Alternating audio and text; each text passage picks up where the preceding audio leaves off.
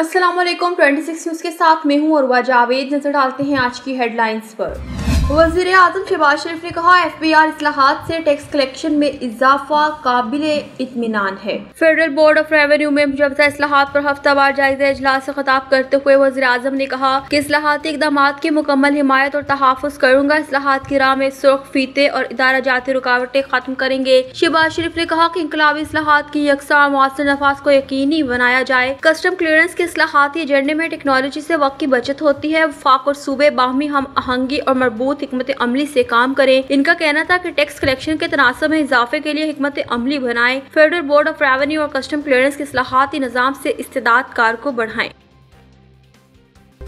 हुकूमत की 26वीं तरमीम में बेहतरी के लिए अपोजिशन को मुज़ाकरात की दावत। हुकूमत ने अपोजिशन को 26वीं तरमीम में बेहतरी लाने के लिए मुज़ाकरात की दावत देते हुए कहा कि आए हमारे साथ बैठे और बताएं कि इस तरमीम को कैसे बेहतर बनाएं। कौमी असम्बली में इज़हार ख्याल करते हुए वज़ीर कानून आज़म नज़ीर तारड़ का कहना था कि हम कल भी तैयार थे, आज भी तैयार हैं। माहौल गर्म करने और कागज फाड़ने से मसला हल नहीं होगा, मसला बात करने से ही हल होगा। उन्होंने कहा कि 26वीं तरमीम से अदालतों से होने वाली पार्लिमान की बेतौकीरी को रोका गया। पूरी दुनिया में जजों की तकर्रुर का यही तरीका राइज है। 26वीं तरमीम के बाद ज़ेरे इल्तवा केसेस कम हुए। इनका कहना था कि माजी में एक हुक्म पर आइन तोड़ा गया। पंजाब और खैबर पख्तूनख्वा असम्बलियां क्यों कबल अज वक्त तोड़ी गई। बदकिस्मती से अपोजिशन तहम्मुल से बात सुनने को तैयार नहीं।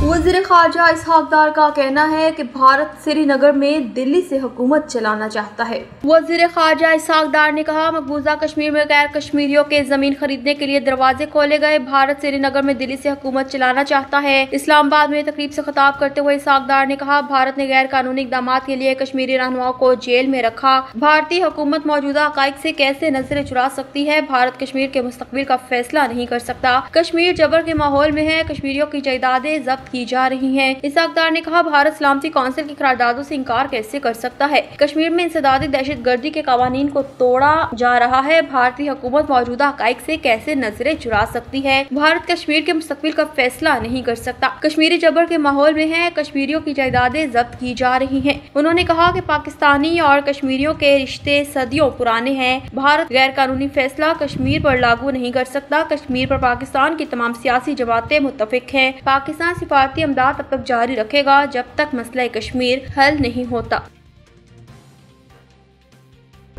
वफाकी वज़ीर इत्तलात ने कहा कि PTI ने 9 मई को जो हमले किए सारे चेहरे शनाख्त किए जा सकते हैं। कौमी असम्बली अजलास में इज़हार ख्याल करते हुए अता तारड़ ने कहा 9 मई को कर्नल शेर खान समेत कई शोहदा की यादगारों को निशाना बनाया गया। अब यहाँ आकर शोर न मचाएं। दूसरी जानिब पार्लियामेंट हाउस में गुफ्तगू करते हुए अता तारड़ ने कहा कि तहरीक इंसाफ इस वक्त मुख्तलिफ ग्रुप्स में तकसीम है। पता नहीं एहतजाज अलीमा ग्रुप कर रहा है, बुशरा ग्रुप, गंडापुर ग्रुप या शेर अफजल मरवत ग्रुप कर रहा है। उन्होंने कहा कि 9 मई के वाकयात हमने तो नहीं किए, 1.5 साल बाद इनको सजा हुई। आपने जो हमले किए सारे चेहरे शनाख्त किए जा सकते हैं। ये कौन से इंसाफ का कत्ल है। एक सवाल के जवाब में अता तारड़ का कहना था कि ईरानी सदर के दौरे पाकिस्तान से दोनों ममालिक के ताल्लुकात में एक नए दौर का आगाज हुआ है।